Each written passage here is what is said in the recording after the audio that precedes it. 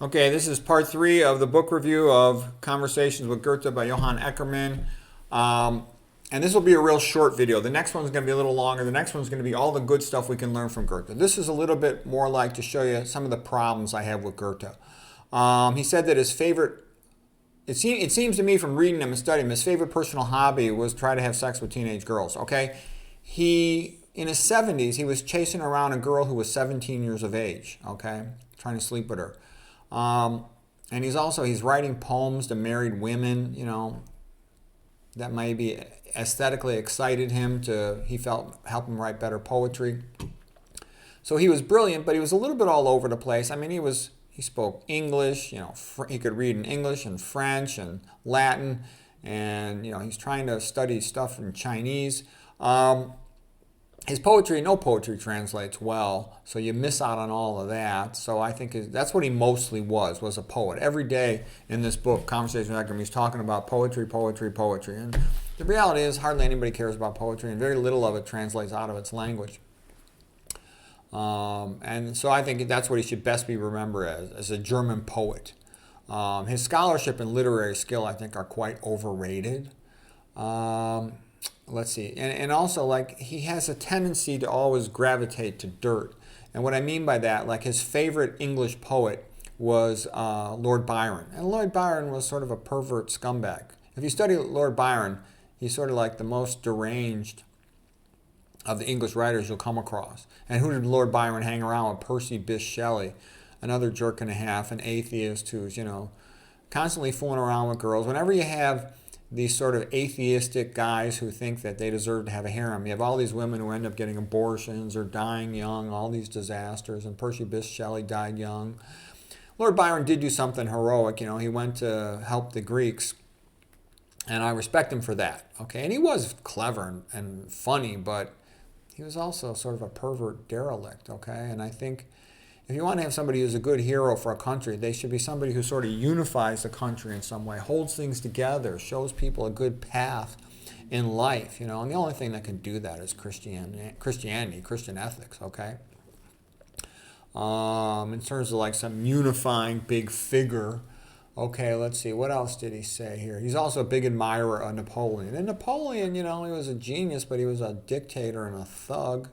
Okay, he didn't have to go around killing everybody in Europe so he could run everything. We talked a little bit about The Sorrows of Young Werther, about the young guy who got head over heels in love with a woman who rejected him, and then he committed suicide. And the one thing I got out of that was I noticed that here's this guy, Werther, who's in love with Charlotte and every day writing letters to his friend Wilhelm, that if a person could make themselves that much in love with whatever subject of study they're trying to study, like let's say you want to become a doctor, or you want to become a biologist, you're studying biology. Well, if you're like Werther, writing letters to all your friends about how wonderful biology is, how you love everything about biology, he'd write letters saying, I love the way she walks, the way she talks, the way she dresses, the way she interacts with her siblings. And what I'm saying is, fall in love with your field, whatever it might be, biology, pathophysiology, biochemistry. You'll get great at it. And Goethe had said that too. In order for a man to learn a complex topic, he must love it, because that gives you the energy to study all the details, which you're going to need if you're going to become a world-class expert. Because you got to remember, whenever you're saying you want to be a world-class expert, you're saying that you want to be as good or better than anyone else in the whole world at that subject. So you're going to have to know it backwards, forwards, upside down. And if you're not willing to do that, then you're not going to be that level of an expert. But if you want to be an expert, that's what you got to do. The other thing, too, is I say, look at Goethe. His most famous book is Faust. And sort of, what is the big subject material there? Seducing a young girl and making a deal with the devil for your soul. And don't get me wrong, there is more to Faust than that. And Faust himself did do some good things. He tried to help the local community to grow food, and that made him happy when people were busy and, making progress. So, I'll respect that. But still, it's not a mistake that's the kind of thing he writes about, making a deal with the devil and having sex with young women. All right? That's kind of what I mean by Goethe. There's no unifying thing. You say, okay, Goethe is a big man, wealthy, good-looking, successful, and he wants to have a harem of young girls to, fool around with. Okay, lots of Roman emperors and other rich, famous men have wanted that, okay? But that's not something that can unify a culture and a society and lead them all on to better things. Okay, that's his personal preference, all right? And that's kind of what I meant about Goethe. Like this one contemporary German scholar says, oh, Goethe, he's post-Christian. His philosophy is the way of the future. Oh, BS, okay? You need Christian ethics. Because if you don't have Christian ethics, what's going to happen? You're going to end up with atheistic Darwinism, where a couple rulers at the top have a harem of 100 women, and then the average, 10 guys, 9 out of 10 guys don't ever sleep with a girl in their whole life, okay? Or just go to prostitutes. That's not good for society, all right? And you also end up with an inbred population if it's always going to be run on polygamy.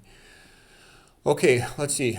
He really did love the ancient Greeks and was always talking about them. His whole house full of their statues. Let's see, what else? He did not like Gothic architectural style, and he did not like the cross of Christianity. That's what I meant, that even though he did say some positive quotes on Christianity, he was really sort of a little bit anti-Christian and certainly neglectful of Christianity. And what I'm trying to say is Christianity creates the best in art, literature, and just about everything of aesthetic value, and also in science. So, and then not only that, he then, after all this criticism of Christianity, he then goes on to say how he loves the Quran, it's so beautiful, and he goes on praising Muhammad. Well, Muhammad owned slaves. Muhammad had younger women in his bedroom. So what I'm trying to say is, you think of Germany as being this Christian country, Lutheran, okay? And Lutheran, and what I've seen is Protestantism tends to sort of devolve into secularism and then just any type of craziness. It can't maintain itself. And I sort of see Goethe like as an example, that a rich, powerful man in a Protestant society sort of, wants a young harem, and, that's not good leadership for society. Because what I'm trying to say is he is looked up to by Schopenhauer, Nietzsche, as the great man of Germany, Goethe. And what I'm saying, the great man in Germany should be like helping the German people to improve themselves in their country. But that's not what he's doing. He's thinking about getting laid with young women and making a deal with the devil. That's like his big book, okay? And he also says things like he's reading books translated in Chinese and trying to study the Chinese. And then he's trying to say, oh, the Chinese are just like us. No, they're not. Chinese is an atheistic society. Confucianism is not a religion. It's atheism. It's just a philosophy, okay? And the Mandarin rulers of China for many hundreds of years, they wouldn't let the Chinese people do anything. China did have some smart people who developed, a printing press version, paper, gunpowder, some ships that were capable potentially of sailing across the sea. And the Mandarins crushed everything, so it never got developed. They also developed some advanced metallurgy that was crushed and destroyed. So they're not like the West at all. In China, the Mandarins ruled like a bunch of thugs and just beat the crap out of everybody and said, do as we say or we'll kick your ass. And they couldn't develop anything. They made China backward. So they're not like the West. Almost everything of significance scientifically and the highest of everything culturally came from the West up until 1900. It was done by white Christian men. Later on, other ethnic groups started doing more, okay, after 1900. But I'm just saying, that's the world. But why am I going through all that? Because I'm trying to tell you that Goethe, to me, sounds like one of these early globalists, okay? He's like, oh, instead of having a German literature, we should have a world literature. And he kind of went on and on about that. So what I'm saying is these are major red flags. That he doesn't like the cross of Christianity or Gothic architecture, but he loves the Quran, and he thinks China is equal to Germany in its cultural sophistication.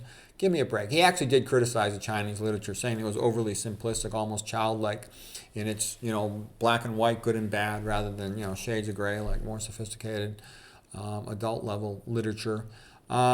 He had other weird things about him. He had like a pentagram designed into like the floor of his house. Weird stuff like that, almost like an early Freemason type of stuff. So, is that devil worship, satanic, or whatever?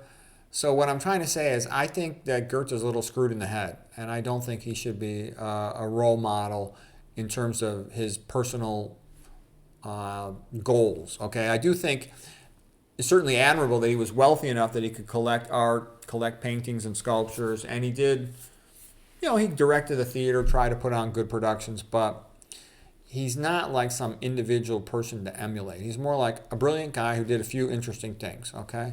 So I'm going to leave it at that for this. This is part 3 on Goethe. In part 4, though, I'll go through some of his great quotes, and he really does have some great quotes.